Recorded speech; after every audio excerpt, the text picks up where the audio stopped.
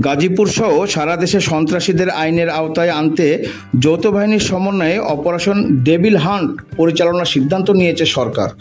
স্বরাষ্ট্র মন্ত্রণালয় থেকে পাঠানো এক বিজ্ঞপ্তিতে বলা হয়, গাজীপুরে শুক্রবার 7 ফেব্রুয়ারি রাতে ছাত্র জনতার উপর সন্ত্রাসী আক্রমণের ঘটনায় স্বরাষ্ট্র মন্ত্রণালয়ে আইন শৃঙ্খলা বাহিনীগুলোর সমন্বয়ে একটি সভা অনুষ্ঠিত হয়েছে। সভায় সংশ্লিষ্ট এলাকায় আইন শৃঙ্খলা পরিস্থিতি স্বাভাবিক রাখার লক্ষ্যে ও সন্ত্রাসীদের আইনের আওতায় আনতে যৌথ বাহিনীর সমন্বয়ে অপারেশন ডেভিল হান্ট পরিচালনার সিদ্ধান্ত নেওয়া হয়। এই অভিযান শনিবার থেকে গাজীপুর সহ সারা দেশে পরিচালিত হবে। অপারেশন ডেভিল হান্টের ব্যাপারে আগামীকাল রবিবার 9 ফেব্রুয়ারি প্রেস ব্রিফিংয়ের মাধ্যমে বিস্তারিত জানানো হবে।